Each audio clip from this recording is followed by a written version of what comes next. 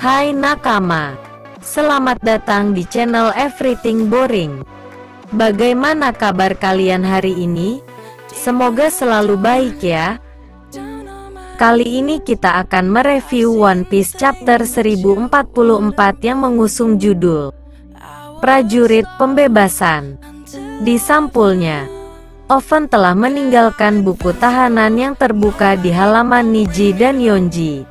Terlihat sebuah ruangan di mana beberapa saudara laki-laki dari Oven berada, yaitu Prim, Kato, Brownie dan Anana.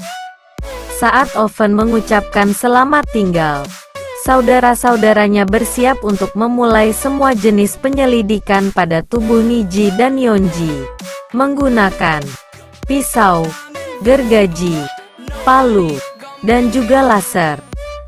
Bab dimulai dengan Luffy berbicara. Meskipun kita tidak bisa melihatnya dari dekat, suara drum semakin keras. Luffy, apa yang terjadi? Aku, mengapa? Bagaimana aku bisa bangkit jika aku kalah? Tiba-tiba aku merasa sangat senang. Ahahaha. Saat Luffy berbicara, kita melihat dari kejauhan bahwa kilat hitam keluar dari tubuh Luffy. Tsunesa masih bersama kapal pemerintah dunia di laut dekat Wano Kuni. Momonosuke melihat ke atap Onigashima. Dia sangat kesal dan bahkan gemetar.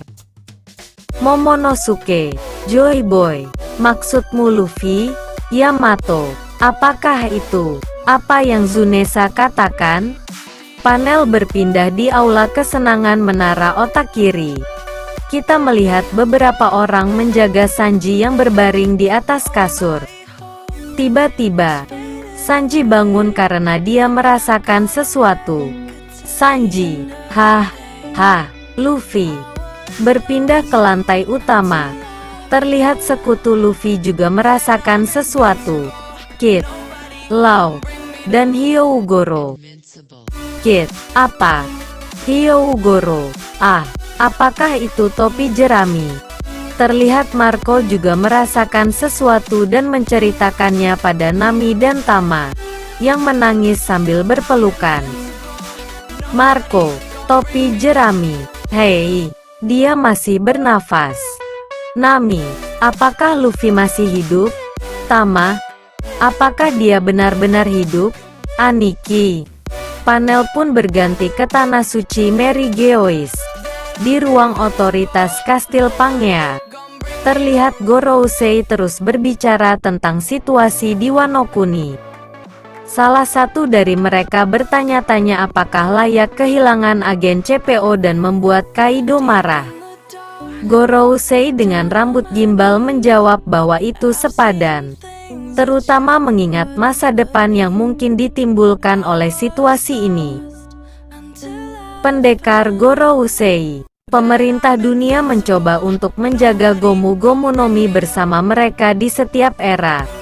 Tapi, entah bagaimana, buahnya selalu hilang dan 800 tahun telah berlalu. Gorousei dengan janggut besar dan kumis. Ini seperti jika Akuma no Mi mencoba melarikan diri dari mereka. Gorousei dengan bintik di kepalanya. Itu mungkin karena kita tahu buah Zoan memiliki pikirannya sendiri. Nama lain dari Gomu Gomu no Mi adalah Gorousei Pirang, Hito Hito no Mi, Zoan Mitos, model Nika. Seperti yang dikatakan Gorousei. Dalam halaman ganda yang megah dan epik kita melihat siluet Luffy dengan bulan purnama di latar belakang. Siluetnya identik dengan Nika tanpa senjata di tangannya. Walaupun kita hanya melihat siluet hitam, terlihat jelas bahwa Luffy sedang tertawa. Selain itu, suara drum terus terdengar. Luffy, ahahaha. Gorousei terus berbicara. Saat kita melihat siluet wajah Luffy dari dekat, dia tertawa. Gorousei, tubuhnya memiliki sifat karet, dan dia bisa bertarung dengan cara apapun yang dia inginkan, membuat orang tersenyum kemanapun dia pergi. Dia adalah prajurit pembebasan, juga dikenal sebagai Nika. Kebangkitan akan berikan tubuh karet lebih banyak kekuatan dan kebebasan. Dikatakan bahwa itu adalah kekuatan paling konyol di dunia. Dipotong ke aula harta karun di lantai 2 kastil Onigashima. Orochi masih terjebak di bawah puing-puing. Orochi, hei, Hiyori, aku juga menghargai Oden. Aku digunakan oleh Kaido. Ayo lari dari sini bersama. Sekarang lepaskan jarumnya. Hiyori, ayahku menepati janjinya kan? Dia percaya pada janjimu dan Kaido yang membuatnya membebaskan Wano Kuni selama 5 tahun. Ayahku menari dengan cara yang lucu. Bahkan melawan keluarganya, ayahku menepati janjinya.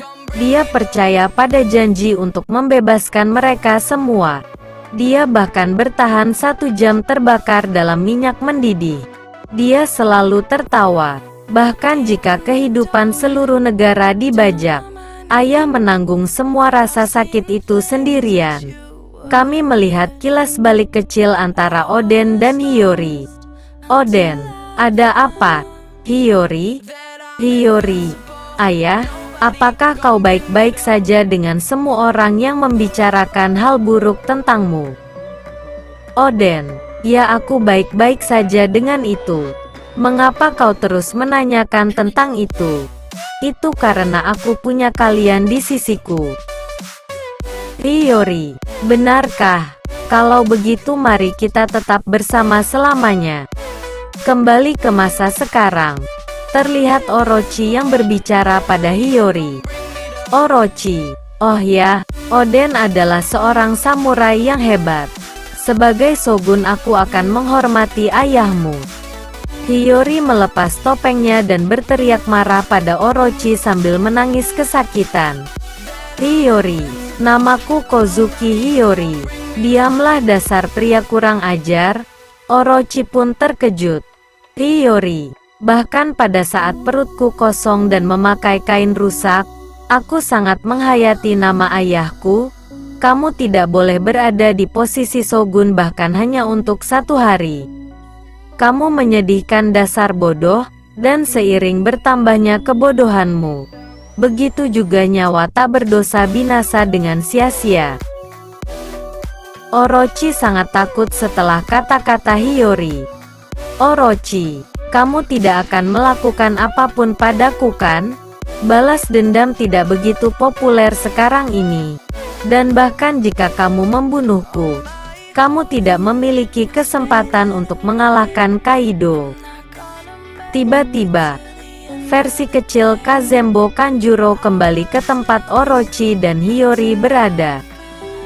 Kazembo Kanjuro, Orochi sama. Orochi, hah? Kazembo Kanjuro, aku gagal. Orochi, Kanjuro, kamu kembali pada waktu yang tepat. Ini membalikkan keadaan. Bakar wanita itu sampai dia mati.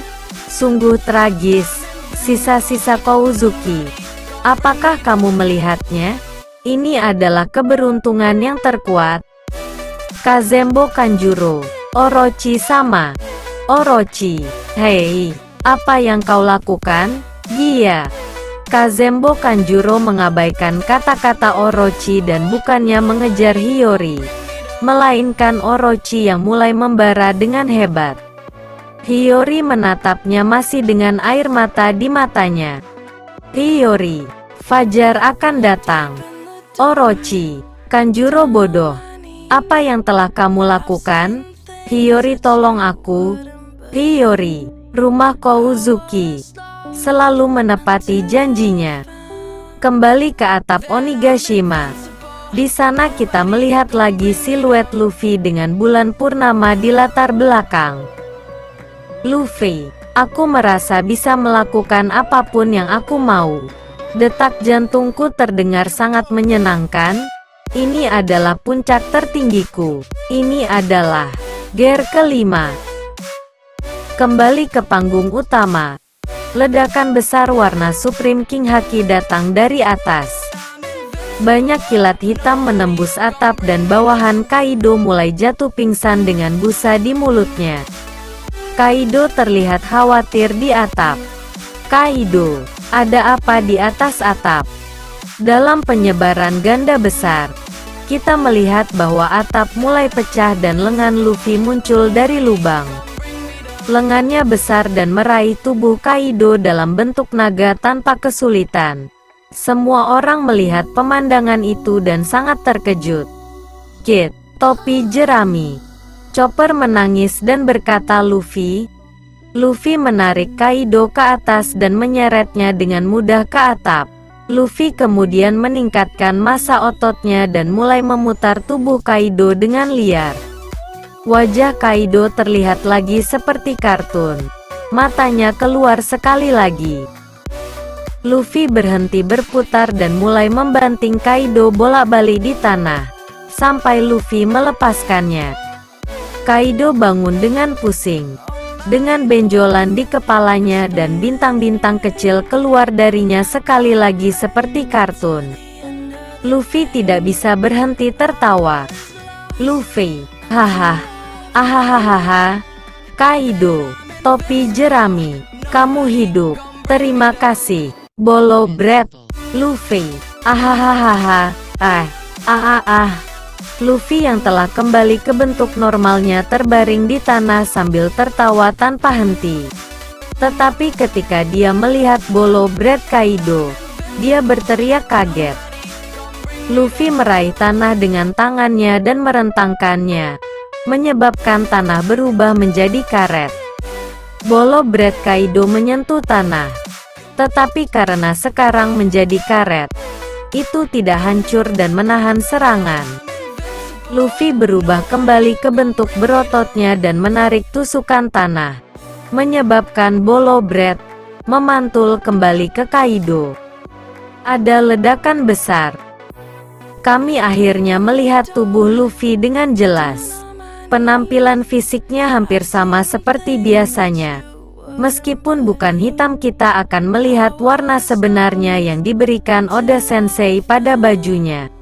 Rambutnya sekarang terlihat seperti api dan dia memiliki vapor kolar di lehernya dan di bawah ketiaknya seperti dalam bentuk gear 4. Alisnya sekarang sudah mengecil mirip dengan Sanji dan pupil matanya telah berubah.